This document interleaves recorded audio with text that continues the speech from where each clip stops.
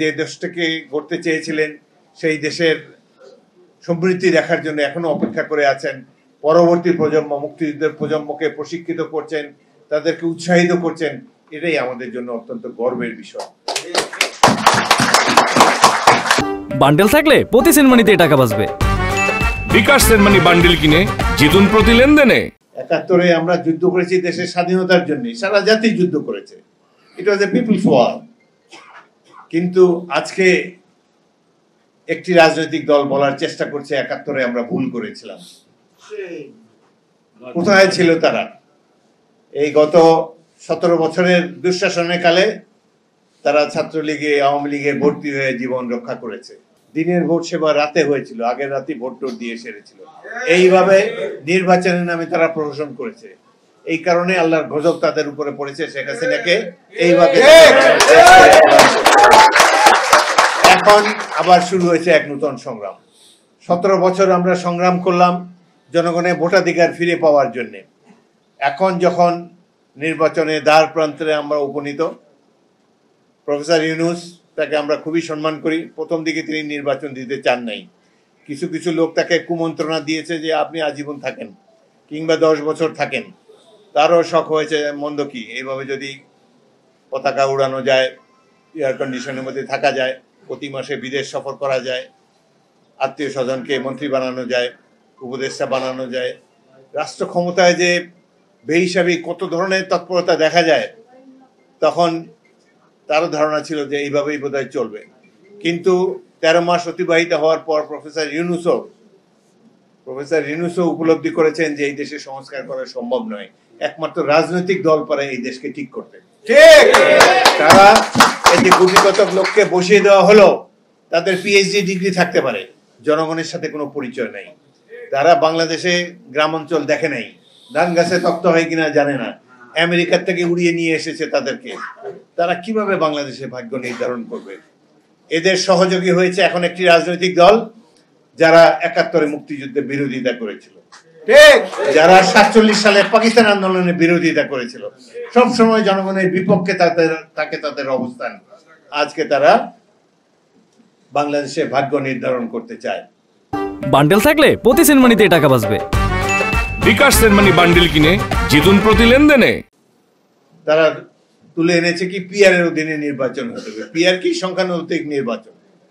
পৃথিবীতে সখানে গণতান্ত্রিক দেশ আছে, 150 গণতান্ত্রিক দেশ আছে। এক এক দেশে যে যার কালচার অনুসারে, যে যার সংস্কৃতি অনুসারে, জনগণের অতীত অভিজ্ঞতার আলোকে সেই দেশে গণতান্ত্রিক ব্যবস্থা পরিচালিত হয়। আমাদের দেশে প্রায় 100 বছরের কাছাকাছি 1937 সালে ভোট হয়েছিল এই বেঙ্গলে। তার আগেও 2-1 ভোট হয়েছে, কিন্তু 37 সালে জনগণ প্রথমবারের মতো সংঘবদ্ধভাবে ভোট কেন্দ্রে গিয়ে তারা তাদের প্রার্থীকে নির্বাচন করেছে। সে 37 সাল থেকে আজ অবধি আমরা এই বর্তমান যে সিস্টেম বাংলাদেশে চালু রয়েছে, 1 ম্যান 1 ভোট, এইভাবেই একজন ব্যক্তিকে তারা নির্বাচিত করে এসেছে। প্রত্যেকটি আন্দোলন সংগ্রামে বাংলাদেশের জনগণ সঠিক সিদ্ধান্ত নিয়েছে, কোনোদিন তারা ভুল সিদ্ধান্ত দেয়নি। কিন্তু বর্তমান সরকারের এবং এই রাজনৈতিক দল জামাত ইসলামের কিছু কিছু লোক মনে করে যে এদের আমাদের ভোট দিতে জানে না, তারা অশিক্ষিত, সুতরাং ভোটের সিস্টেম পরিবর্তন করতে হবে। তারা সংখ্যানুপাতিক নির্বাচন বা পিআর বলে একটা ব্যবস্থা যেতে চায়। আমাদের আশেপাশে কোথাও পিআর নাই, আছে নেপালে ছিল, সেখানে 2 বছরে প্রায় 10টি সরকার এসেছে আর গিয়েছে। অবশেষে তাদের প্রাক্তন মন্ত্রী, প্রধানমন্ত্রী কয়েকজনকে পুড়িয়ে মেরেছে। বোঝা যায় এটি একটি দুর্বল সরকার, এই সিস্টেম স্যুট করে না। সেটি ছিল নেপালে। আরেকটা ছিল শ্রীলঙ্কাতে, সেখানেও একই অবস্থা হয়েছে, জনরোষের সরকার পতন হয়েছে। পাশের দেশ ভারত, যাদের বুদ্ধিতে এই সমস্ত কথাবার্তা বলে, সেখানে কিন্তু পিআর নাই, সেখানে বাংলাদেশের মতোই নির্বাচন হয়। গণতন্ত্রের মাদার কান্ট্রি যুক্তরাজ্যে, ইংল্যান্ডে, সেখানেও এই বাংলাদেশের মতো সিস্টেমে ভোট হয়। যদি এই পিআর সিস্টেম এতই ভালো থাকতো, তাহলে যারা 200-300 বছর ধরে যারা গণতন্ত্র প্র্যাকটিস করে এসেছে, তারা তো এই ব্যবস্থাটা, এই সংখ্যানুপাতিক নির্বাচনই তাদের দেশের জন্য গ্রহণ করত। তাহলে তো ইংল্যান্ডে এই সিস্টেমে ভোট হতো, প্রতিবেশী রাষ্ট্র ভারতেও এই সিস্টেমে ভোট হতো। এখন এই সিস্টেমে ভোট হয় ইসরায়েলে, নেদারল্যান্ডসে আর 2-4টি দেশে, যাদের দেশে কালচার এরকম, তাদের রিকোয়ারমেন্ট অন্যরকম, হয়তো তাদের জন্য এটাই ভালো। এক এক দেশে যার জন্য যে সিস্টেম ভালো সেটা করুক, কিন্তু বাংলাদেশের মানুষ সাম্প্রতিককালের একটি জরিপে দেখা গিয়েছে যে 56% মানুষ জানেই না যে সংখ্যানুপাতিক নির্বাচন কি। ঠিক। সুতরাং এই ধরনের একটি ব্যবস্থা যদি বাংলাদেশের উপরে চালিয়ে দেওয়া হয়, এটি অন্যায় করা হবে। জনগণের রায়কে সবসময় এই জামাতে ইসলামী ভয় পায়, এই জন্য প্রত্যেকটা নির্বাচনে অংশগ্রহণ করে কোনোদিন 17টার বেশি আসন পায় নাই। আমাদের দল বিএনপি যখন লেজে গোবরের অবস্থা হলো, সবসময় বিপুলভাবে 4 বার তো জনগণের ব্যাপক সমর্থন নিয়ে আমরা রাষ্ট্র শাসনের দায়িত্ব পেয়েছি। তারা যদি মনে করে যে 2-3টি দল পিআরএ সিস্টেমে নির্বাচনে যেতে চায়, তারা যদি মনে করে যে তাদের এই নির্বাচনী ব্যবস্থায় বাংলাদেশের মানুষের জন্য সবচেয়ে বেশি সঠিক, সবচেয়ে বেশি কার্যকর, তাহলে তারা তাদের নির্বাচনী ম্যানিফেস্টোতে, তাদের নির্বাচনী ইশতেহারে এটি তারা জনগণকে জানিয়ে দেখ যে আমরা নির্বাচিত হলে পরবর্তী কাল থেকে এই পিআর সিস্টেমের অধীনে বাংলাদেশে নির্বাচন হবে। কিন্তু 2-3টি রাজনৈতিক দল মিলে তো একটি নির্বাচনী ব্যবস্থা জনগণের উপরে চাপিয়ে দিতে পারে না। বান্ডেল থাকলে প্রতি সেনমানিতে টাকা বাঁচবে। বিকাশ সেনমানি বান্ডিল কিনে জিতুন প্রতি লেনদেনে। বাংলাদেশের মানুষ তো গিনিপিগ না। 17 বছর অনেক কষ্ট করেছি আমরা। সাধারণ মানুষকে অনেক পরিশ্রম দিতে হয়েছে জীবনের বিনিময়ে। কত পরিবার ধ্বংস হয়ে গিয়েছে। এদের নিয়ে তো এক্সপেরিমেন্ট করতে পারেন না। জনগণের সম্মতির প্রয়োজন, রাষ্ট্রের মালিক জনগণ। আমরা তাদের সম্মতি নিয়ে পরবর্তীকালে যদি যাদেরকে জনগণ আগামী নির্বাচনে, ফেব্রুয়ারি নির্বাচনে জনগণ যাদেরকে ভোট দিবে, তারা দেশকে সাজিয়ে নেই। তারা যে সিস্টেমে নির্বাচন করতে চায় তারা আগেই নির্বাচনের আগে বলুক, জনগণের রায় পেলে সেই নির্বাচন তারা বাস্তবায়ন করুক, আমরা মাথা পেতে নেব। কিন্তু এইভাবে জনগণের উপর অত্যাচার করে নিজেদের স্বার্থে, নিজস্ব দলীয় স্বার্থে অদ্ভুত নির্বাচনী ব্যবস্থা, যার সাথে আমাদের দেশের জনগণ পরিচিত নয়, এই ব্যবস্থা আমরা চালু হতে দিতে পারি না।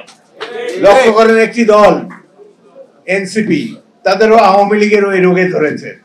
আওয়ামী লীগ যেমন ক্লেম করে বাংলাদেশ তারাই স্বাধীন করেছে, এনসিপির এই সদ্য সাবালক এই ছাত্ররা তারাও বলতে চায় যে এই শেখ হাসিনা সরকার নাকি তারাই পতন ঘটিয়েছে।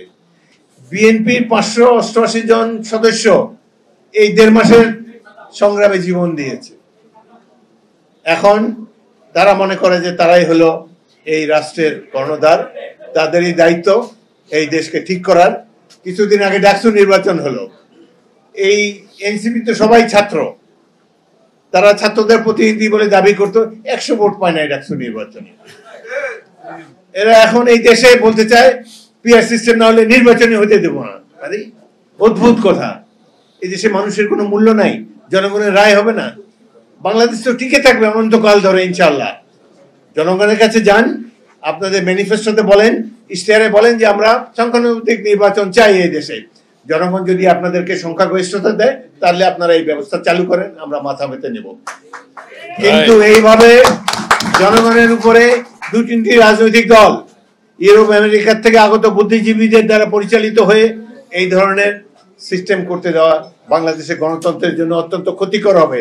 আমরা দেশের সর্ববৃহৎ দল, রাজনৈতিক দল বিএনপি, আমরা কখনোই এটিকে সহ্য করব না। আমরা স্বৈরাচারের দোসরদেরকে মাঠে রেখে নির্বাচনে যেতে পারি না।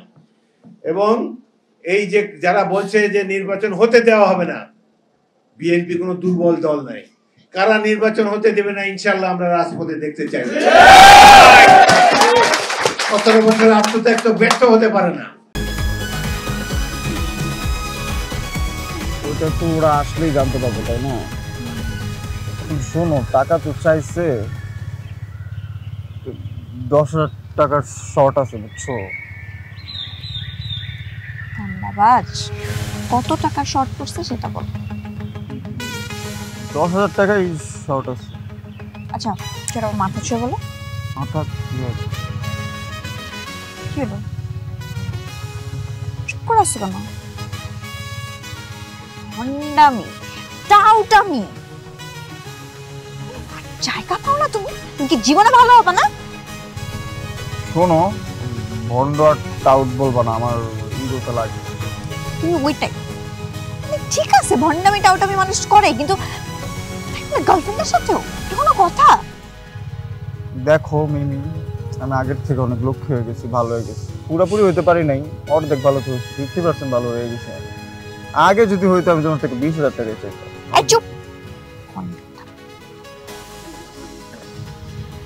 তাও না 10,000। ঠিকভাবে বলো কত টাকা শর্ট পড়ছে? 5,000 টাকা লাগবে।